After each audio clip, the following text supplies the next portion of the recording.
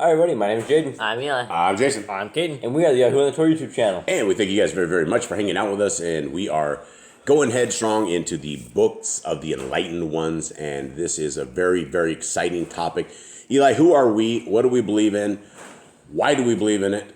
And where's our road that we look for salvation? We believe that the laws, statutes, and commands of the creator of Yahuwah, because that is his name, he does not have a title like Yahuwah. We believe that the first 5 books of the Bible are the laws, statutes, and commandments that we should still be following to this day. And we believe in his son, Yahushua. His name is not Jesus because that is a pagan name, and there are no J's in Hebrew. And we believe that he is our Lord of salvation. Okay, we said something about a title of Yahuwah. Did you want to catch that? Yeah, I think he said it wrong. He shouldn't have a title like God or Lord. His name is Did I Yahuwah. say it wrong? Yeah, he said he shouldn't have a title of Yahuwah or something. And I don't think so. Yeah, I kind of everyone kind of looked up a little bit when we were talking about this. Yes, we believe that the laws, statutes, and commandments, which are found in Genesis, Exodus, Leviticus, Numbers, and Deuteronomy, are for all time. They are absolutely for all time. They will bless your house. They will bless your existence. They will bless everything that you do. And it will make your life better. And so that's why we're trying to help you guys make your lives better by helping to find this. Now, one quick thing from Brother Glenn from yesterday, of course. And what do you guys think it's on the subject of? Herod. Yeah, okay. This is our Brother Glenn, and he is our walking historian. Okay, King Herod was the son of Antipater, a Roman official who was appointed by the Roman Senate to rule Judea, the Jewish region that included the city of Jerusalem from 37 to 4 BCE. Herod was born in southern Palestine. His father, Antipater, was an Edomite, a Semitic people identified by some scholars as Arab, who converted to Judaism in the 2nd century BCE.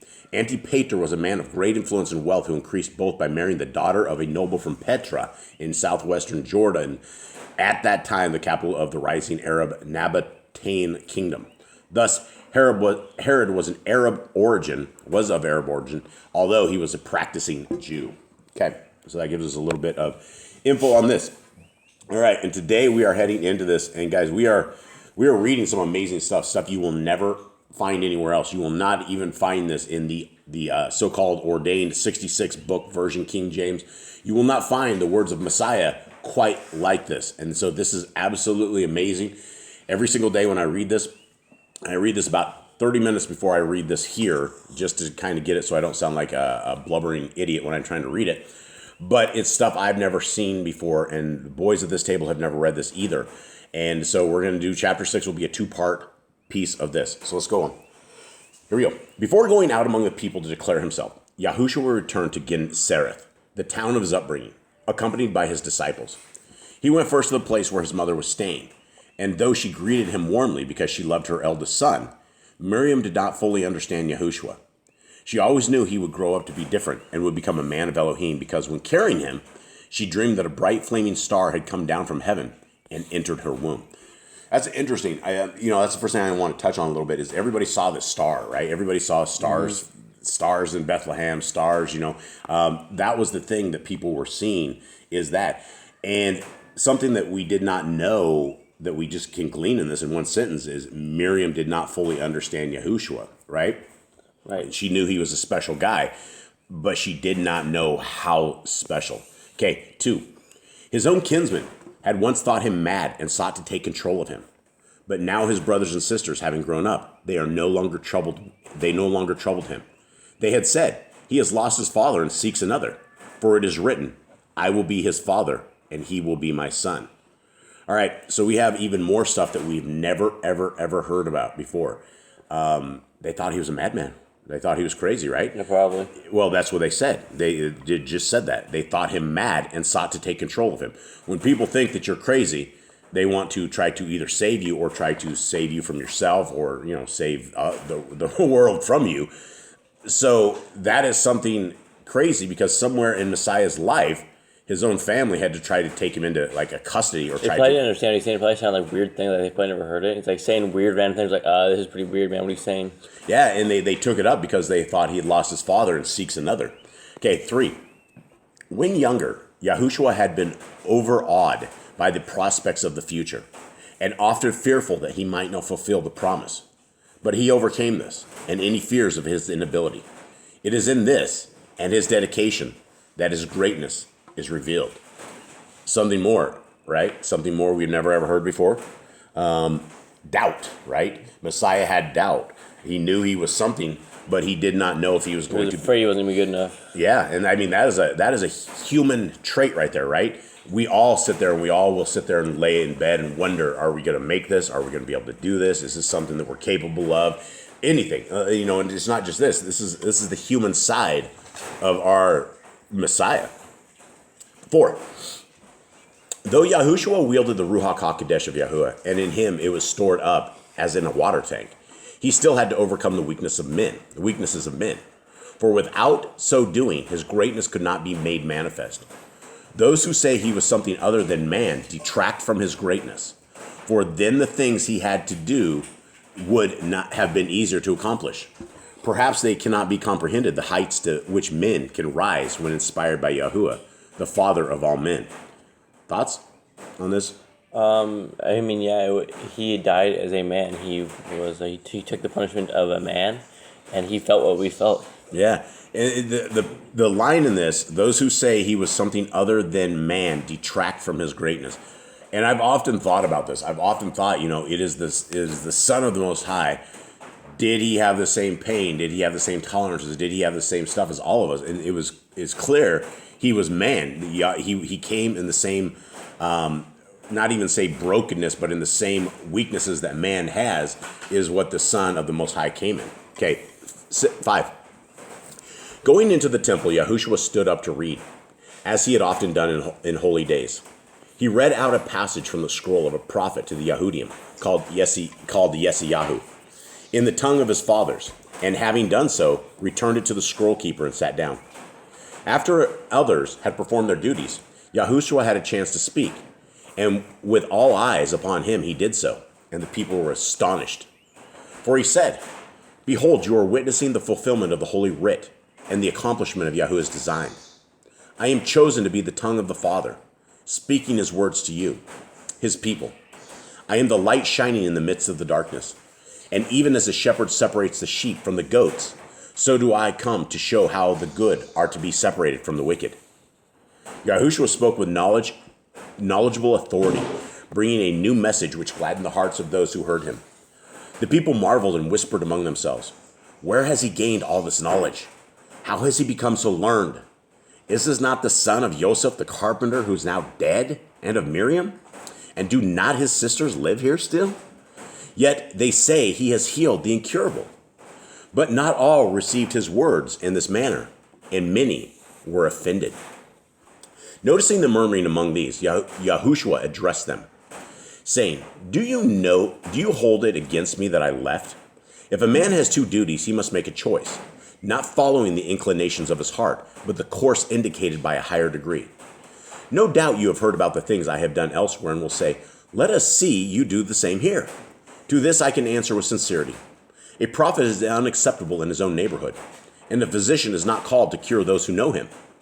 When I come in friendship and compassion to those who need my help, they say, "Physician, heal yourself first," thinking me mad. Why now should I be called upon to do things Eliyahu and Eliasha could not do? The only ones they cured were Syrians. Yahushua did not heal many there, and he said, "I heal in accord with the Torah and not against it." All right, anyone have anything for these last ones? So I guess he based everything upon the Torah. Yeah, however he heals people. So whatever it is, it's like however he bases his healings, he based it on the Torah. Yeah, absolutely. I guess how do you choose who it's healed to? He wasn't like healing his own people, like people he knew in his own town. Well, they were fighting him, right? They were fighting him. And what was your question before that? How did he? How did he decide who gets It healed? sounds like the people that were able to have their souls saved at some degree are the people that were healed. If it would make their unbelief or make their system even worse, then they didn't heal. And so that is something again that we've never ever heard before, other than in these things that not everybody was healed like this. Okay. All right, let's after hearing what he said in the temple, many people were vexed with him and sought to hustle him out of town. But others said, "Let him be, for he grew up here and is the only son of a carpenter. Therefore he tries to make himself important. He has been away and seeks to impress us." Being so poorly received in the town where he had been brought up, Yahushua went out around the villages. choosing 12 apostles from among his disciples. He sent them away in pairs to deal with many things caused by the intrusion of evil. He said to them, "Carry a staff, but take no food, no money, and no change of clothing. When you are invited to a house, stay there until you leave the village, but never tarry where you are not welcome." These are repeats, right? Yeah, we've heard this. YHWH said, "Many will fail to grasp your meanings or will interpret your words wrongly." This is very, very important, guys. This verse right here is one of these ones I will apply to my life as of today, right? This is something I did not get until today, and so let me read this slowly. YHWH said, "Many will fail to grasp your meanings or will interpret your words wrongly. Do not dispute with them, but put things right with patience. Never disregard a questioner or abuse him, lest others think you have no answer. All can only grasp what you say according to their understanding. Therefore speak plainly and to their hearts." And I will stop on this one here and talk about this a little bit, because over 7-8 years on YouTube, we have had pretty much every kind of question, every kind of attack, everything that is out there. And it gets to the point where they'll laugh at you when you say don't eat pork, or they scoff at you. And I am the very first to just anymore, I'm just done with it. If people don't want to seek our Creator, I'm fine. I'm done. I don't argue with them anymore. I don't do anything. I used to spend a tremendous amount of time. But it's very, very clear here that if you are abusing, or if you do not answer the question right, you're the one at fault, because the questions can be answered. And if the questions can be answered in patience, and even if that same question comes up to us hundreds and hundreds and hundreds of times, and everybody brings belligerence and everyone brings a little bit of spite and hate with it, and they're laughing, "You keep the commands." That's where we, especially me, and I guess all of us, have to become far more patient than what we are. And I don't know, 14 was just, it really hit home. 15, anyone have anything on that? Anything? You guys understand? You guys, even amongst your guys' selves, right? Don't dispute with people. Put things right with patience, right? That is what we have a massive problem in this house with, is patience. Okay, 15. YHWH himself went about proclaiming the advent of the rule of Elohim, and he also cured many kinds of sickness. Then people began to say, "This man is great and good even among those dedicated to the service of Elohim." And many heeded his teaching and led a new life. Now, many people believed there would be two kinds of deliverers, and a man named Yosef Barben had many followers. YHWH met him at a house in Bethel and said, "Why do you declare things which stir up the people?" To which the other replied, "What concern is it of yours?" So this is very interesting, right? So this guy had a bunch of followers, Yosef Barben, and Messiah asked him, "Why do you declare things which stir up the people?" And he said, "What concern is it of yours?" And I found this extremely interesting. YHWH answered him after this manner. Several men were sitting in a boat, and one began boring a hole beneath his seat. Seeing this, his companions said, "What are you doing here?" He answered, "What concern is it of yours, what I do beneath my own seat?" And they replied, "Surely it is our own affair when what you do will swamp the boat, and we will all be thrown in the water." Thoughts? Basically, he says, "Don't drag us down with you." He's like, "We want to know what you're doing." Well, yeah, and that's the thing. And this guy was stirring up for the wrong way the people of Yah. And Messiah says, "Why are you doing this?" And the guy says, "It's no concern of you." But if you're doing something that is going to swamp the boat, or you're doing something of danger to everyone else, then it is concern to everybody. 18. YHWH moved to another place, and a crowd gathered around him. And while he was speaking, one of his followers tried to push through him. Now this man was deformed and ugly. His eyes squinted, and he was ungainly. But he walked in the light of truth. The crowd jostled him, shouting, "Look at the ugly man! Push him back, or he will scare the teacher away." Then YHWH stepped down from where he stood, and pushing through to the man, put an arm around his shoulders, greeting him affectionately. YHWH said to the people, "Why mock someone in whom the light of goodness shines? What matters the appearance of the body when the ruach within is bright? None among you has a ruach such as this man's, beautifully glowing with goodness." Wow. So this gives us a lot of stuff. This talks a lot of stuff. Like if you are endowed with the Ruach HaKodesh. People can see that, right? Maybe not everybody, but Messiah could definitely see it. And we're talking about this guy that looks like Quasimodo. He's just a very ugly looking guy. Everybody's mocking this guy. Get away from him, Quasimodo. You're going to scare the teacher. Get away, right? And this guy, do you think this is the first time he's ever heard this in his life? Probably every day. Every single day, right? That's the barbaric nature of humans, is especially kids. Most kids are brutal when it comes to people that are different. Now, this is amazing, though. We have somebody, and Messiah goes down, he gives this guy a hug, and that is the amazing power of hugs. And, affection is that, you can just put things into place. 20. This I say to you, the body is of little importance, for it perishes at its hour, but the Ruach never dies. Why do you treasure that which you can keep but a short while? For soon it will be cast off like a worn-out tunic. Surely it is better to treasure more lasting things. The shell of a pearl is ugly and rough, but men do seek it out for itself, wanting only what it contains. And this becomes the cherished treasure of a beautiful woman. Never heed the external ugliness. Seek for the beauty within. Okay, and again, it goes from the story of our little buddy, the Quasimodo, and it's going to what a pearl is, right? And you guys probably have zero here at this table, have no idea how pearls come about or any of this kind of stuff. But the outside of the pearl is super ugly, but the inside is what, you give a set of pearls to a woman, and she should, she's just very, very happy with that whole thing. And so Messiah is talking about, we need to celebrate people for people, not people for looks. We need to celebrate what is inside of the people and the hearts of the people, and not for their faces, right? And that is the world we live in right now. It is a sick world where they try to make everyone feel like they're ugly, and you got to put on makeup, and you got to put on this, and you got to fit in, you got to be super cool. But yet at the end of the day, it doesn't seem like any of that matters, because beauty is, as they say, is it's skin deep. And Messiah says, seek for the beauty within. 21.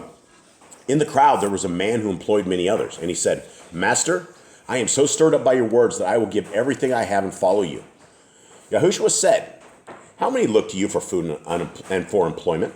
The man replied, my children are numerous, and I have many servants, and there is my father who is old. YHWH said, the lives of no two men are alike, and all require the labors of many to support them. Even the greatest teachings cannot satisfy empty stomachs. Therefore, return to the place of your appointed labors and remain constant in your responsibilities. Give all you make over your modest requirements to YHWH, and study the holy books daily. Wow. Okay. Anyone want to take a stab at this? So basically, what he said was that he's got money, right? He's got enough to have servants. He's got enough to feed all his servants, to feed his kids, to feed his dad who is old, and he's like, here's what you should do. Anything you make over, right? Anything that's basically profit for you. Anything that basically after you bought food, after you bought all this stuff for your servants, you've paid them all. After all that, give what's left to YHWH. Basically, would donate to the priest or give it to the poor. Basically, is what he would want him to do with it. And he's like, and basically read the books, right? Read the Torah, study that. He's like, that's how you can devote your life, because YHWH was saying that not everyone could just drop everything and become a disciple, right? Not everyone could just become a Peter. Not everyone could just become a John at that time. You'd be ruining your old man's life, right? Your children wouldn't eat. You have all your servants. All of a sudden, this is incredible, because we have never ever had this advice right here, right? A lot of it is drop everything and follow me.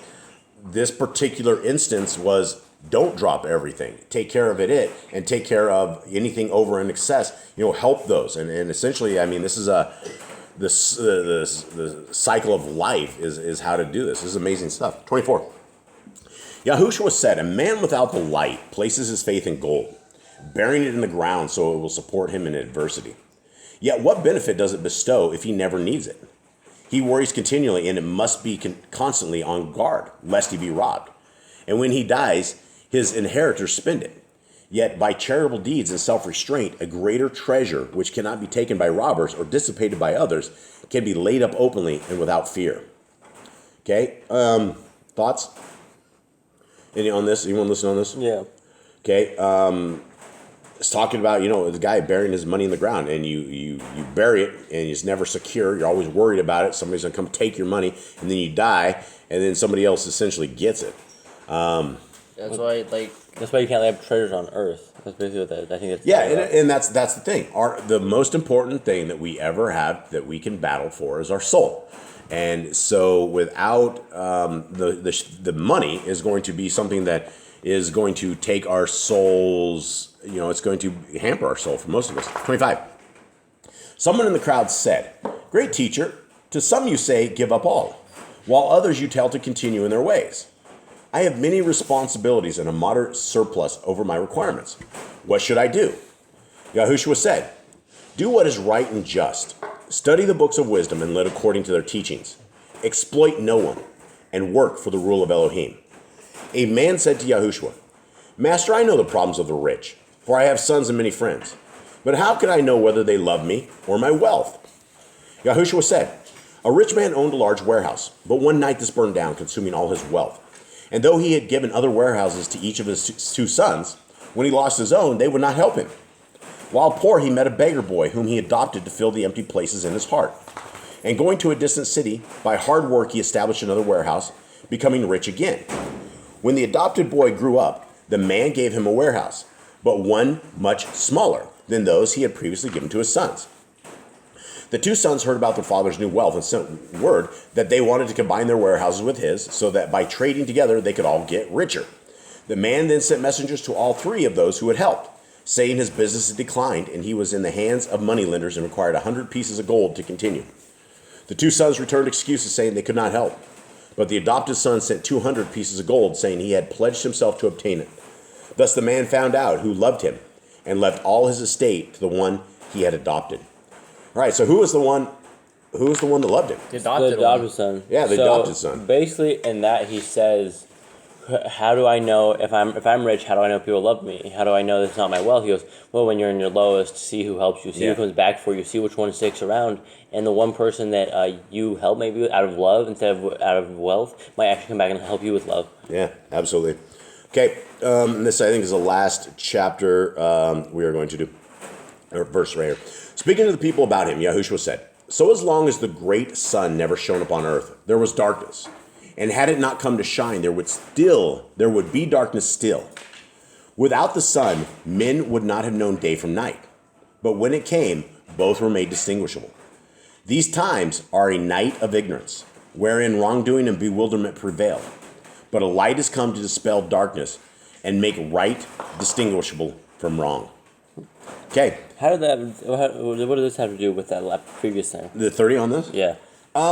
Well, he's talking about him being the light, right? Speaking to the people, YHWH said, so as long as this great sun never shone. I think there's a couple things, right? The point of this is, without the sun, we would all live in darkness, right? Complete darkness. Without the sun, Messiah's son, we would all live in complete darkness. We would not know exactly what was going on. So as far as what that had to do with the last thing, I don't know exactly. Other than it was breaking into the next thing, and we need the Son, and we need the Son, and the Son of YHWH, and the Son of YHWH is what we need. Both of them. We need the created Son and the man-made created Son as well. Okay, so I guess that is it. Everybody, we thank you guys very, very much for listening in. If you're listening in, and we hope you guys have a wonderful week. We thank you all, and we love you all. All right, Shalom.